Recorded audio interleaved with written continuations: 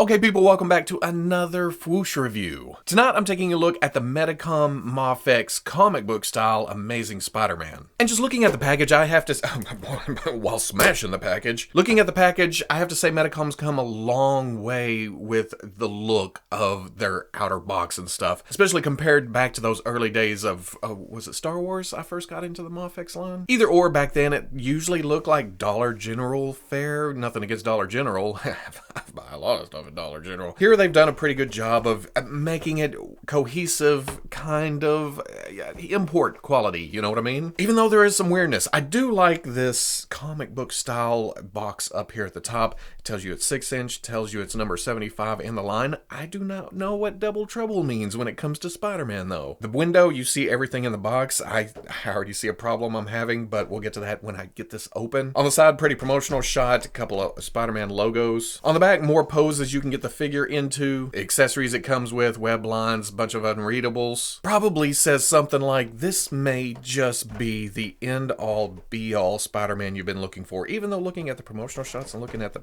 figure in the package, that seems a little bit darker. But again, that's for when I get this out of the box. On the side, another promotional shot of the figure. On top, more logos, more names. On the bottom, a bunch of unreadables, legalese, your winning lottery numbers, barcode, some shiny hologram stuff, and my unintentional punch to the top of the box. It was just held shut with this little itty bitty piece of tape. Figure stand hiding in the background right there. I don't really care for the MAFEX stands. They seem a little bit flimsy. Nice cityscape on the background, but this doesn't come out. I guess you could tear the box all to hell, but I'm not going to do that. And there we go, all out of the package. And while I'd like to call this my definitive Spider-Man, I can't. It's way up there on the list, but there's a couple of things that drag it down just a little bit. Now looking at the sculpt, it's a nice, muscular, but thin, agile, athletic sculpt. He doesn't look like a big, strong character. It looks like Spider-Man. That's where I'm going with this. And I know some people aren't a huge fan of the webs being sculpted into the body, and really when you think about it, realistically, it wouldn't look like that in the real world. But this is a comic book. It works. It kind of helps define the webs even more than just a paint job or even raised webbing would. And really, looking at it, this takes me back to early Toy Biz, Spider-Man Classics, that first McFarlane Spider-Man later on. It's a throwback with kind of a modern aesthetic to it. See the spider on the back, it's actually sculpted on, the same with the spider on the front. But we get to the paint, and going by the promotional shots, we were expecting kind of a brighter red, kind of a brighter blue, a more metallic, maybe even a metallic flake in it. But getting it in hand, it's a little bit duller than I expected it to be. Especially the blues. You can kind of see a metallic in there, but it's just way darker than I was. Well, I can't even say darker. It's just way flatter, I guess. And then on the reds, they have a black wash to bring out the muscle definition. Right here, you can see it in the abs, but you get up here and it's brighter. I understand that it kind of works as, you know, the light shining down. It would be brighter on the high spots. And then the webs are painted inside those little grooves, but it's not all the way over. And we're used to this with MAFEX. So I had the same problem kind of with Gwenpool. There was some messy paint here and there, but overall piece looked great. And really it's just right in here. They kind of missed on the inside shoulder. Right here on the outer arm, that line right there isn't filled in. And that's getting really nitpicky. For the most part, the rest of the webs are filled in nicely. And really the overall color scheme brings it more into the kind of modern age, more of the dark and gritty. But it's definitely not what they showed in the first place. On mine, it seems like the right leg is a little bit shorter than the left. It gives it kind of that kick hip, trying to get it straightened out. There's actually a ball joint in there that if you bring the knee forward, there's sometimes a gap right there, but you can fix that by rotating the leg out and then making the ball where it attaches to the ball joint rotate in on it. You can close that gap, and that looks pretty good. And like I mentioned, the Toy Biz Spider-Man series, Spider-Man Classics and such, that really takes me back right here at the shoulders, and then the way the neck is shaped and articulated. Just the way it moves, it's like it's 2001 all over again. On the head, you can see the big old eyes, and there is alternate heads, so there's different looks to this, but this is my favorite. This is what I think of when I think of Spider-Man. Big, white, nicely contrasted eyes against the rest of the body. That's Spider-Man to me. Now going over articulation, there is a dumbbell joint at the top of the neck, and it has a bend to it, so you can bring it around if you want more up If you want more down, you got to kind of get in there, rotate it around, bring it to the front. And then there's a ball joint at the bottom of the neck. And both of those working together, you can bury the chin. You can look way, way up. Tilt, he can almost cry on his own shoulder. All the way over, then all kinds of swivel in there. Now this is a butterfly joint coming out to a ball joint where you can get up and down movement on the outside. The butterfly gives you forward to, well, all the way, then back. You can shift down. The hinge in the shoulder, it comes way, way up. But that also swivels around so you can get up without it looking awkward like this. There's a swivel at the bicep. Double elbow comes all the way up. Swivel hinge swivel at the wrist so you can get up and down hinge. If you bring it around and rotate, you can get side to side. Ball joint in the mid torso, ball joint at the waist. Together, quite a bit of crunch. I'd like to see a little bit more just because it's Spider-Man, but what can you do? Arc all the way back. Nice tilt.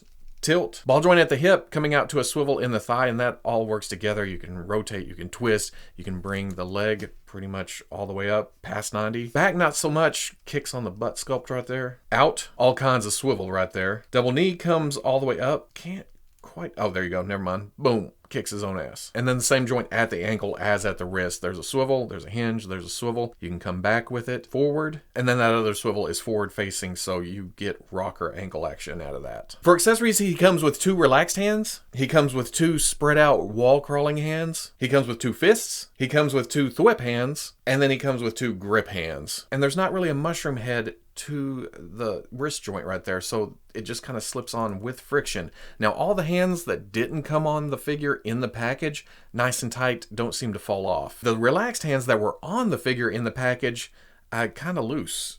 It just falls off. I think I lost that hand now. Where'd it go? But it's Spider-Man. He's actiony. I'm going to keep some action hands on him. Now, on top of that, he also comes with a set of magnetic hands and feet. Same way, that slips off. No problem at all. That slips right on. And like I said, it's tight. That one stays on. And then with the feet, actually through this review, I've been leaving the magnetic feet. I probably will leave the magnetic feet on there because there's not really any difference between them and the regular feet as far as, you know, where you can see. The magnet feet even have a toe joint, which I forgot a minute ago during articulation, so go back, there's a toe joint. But if you don't want the magnets on the feet, that is very, very tight, comes off. You have the peg, you have the hole, and then you just put the other one on, whichever one you want. Magnets, no magnets. Then it goes on there. To go along with the hands, he comes with some shooting out webs. There's 2 short ones, there's 2 long ones. And as you can see, there's a loop on one side that essentially goes boop on the arm underneath the joint. Then you just slip a thwip hand on there, and then you have him web shooting. He also has a longer web that has kind of a grip on the end of it. This is for web slinging, put him up in an action pose. He comes with the grip hands with the hole in the middle. This just slips right in there. It is a loose fit. Once I get it in there, I kind of, Once I get it in, I push it down past the sculpted McFarlane twirly swirlies right there, and that seems to want to stay tight. And then he comes with another web with a cone at the end, like it's shooting out, he's about to capture something. You can see it has a hole right there. There's an extra piece in there that goes on the stand. You can attach that. And then that's essentially just a, shooting out web. It looks pretty cool. Like I mentioned on the figure in the package, he comes with a head, big wide eyes, looks nice, very 90s look to it. But he also comes with an alternate head that with slightly smaller eyes. I think, I don't keep all the Spider-Man artists straight in my head. If it looks like Spider-Man, it's Spider-Man to me. This still has that 90s feel to it, even though the eyes are smaller. It's more lower, I guess, on the head. Easy enough to switch those out. Boom. At the top of the neck, there's the ball joint. You just pop the other one on. Good to go. And then he also comes with an unmasked head. Now, again, this isn't quite as nice as what we saw in the promotional shots or on the packaging, but this is pretty damn nice for Medicom unmasked heads. But to switch that out, you pop this, the head usually comes out. You also have to remove the neck, which is kind of a get the grip on it, then pull, and then you have the ball joint down at the bottom of there. And the whole neck is interchangeable to give you that unmasked look all the way down. That gives you some exposed neck down there. And then finally, he has a mask. It looks like he's just pulled it off. He's holding it in his hand, and it looks cool. My problem with it is it's not really scaled right. This is almost a 3 3/4 inch type mask that he's holding.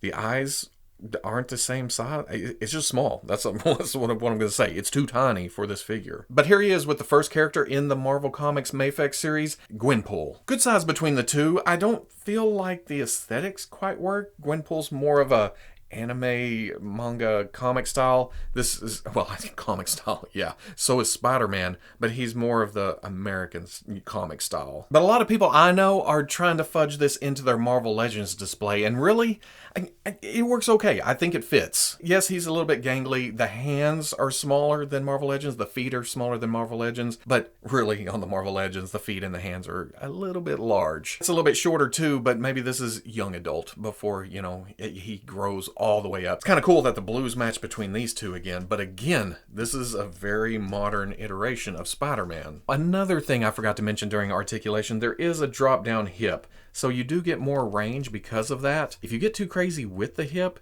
you're gonna pop the thing off. Now it won't work. You're gonna pop it off the ball joint. Now I don't know if they did that on purpose. I kind of feel like they do, because to keep from breaking it, in case you wanted to put him in very extreme Spider-Man poses, pops off, saves you some broken joint right there. But it's easy enough to just pop the joint back on and then go at it again. Another thing worth mentioning, it's not quite as articulated as the Amazing Yamaguchi Spider-Man, but Revoltech, a lot of people have a problem with it because of how visible the joints are, and the joints need to be that visible to get that posy. The MAFEX does a pretty good job of hiding most of the joints. You can see them, yes, I know, but it's not as blatantly apparent as the Revoltech joints. So at the end of the day, like I said, I'm not...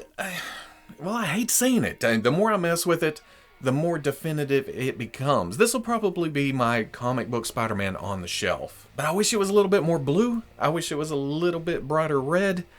More comic booky, if you know what I mean. At first, the hips really frustrated me with them popping off and I just realized, oh, I'm just trying to push too hard. So once I realized I need to quit doing that because I'm doing it myself, it became a lot more fun to play with. But I'll say it for the 3rd time or 10th time or however many times I've said it, this still feels very Spider-Man classics to me. If you're a fan of that aesthetic, early Toy Biz days, and you want a replacement for that old McFarlane Spider-Man, I think this is a pretty good contender for that. Now, Medicom's not cheap, but you're gonna see this anywhere from $70 to $95. Is it worth that? I don't, you know, I'm a toy collector. I don't really, you know, I put my plastic before my money a lot of the time, so it's hard to talk myself down to say, oh, it's not worth it. I totally regret buying this, because I don't regret buying this.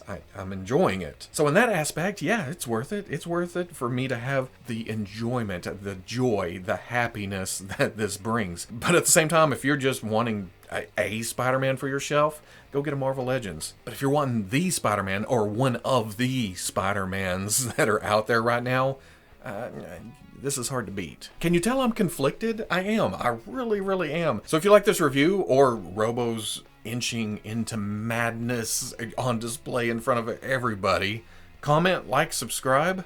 I'll catch you on the Fwoosh.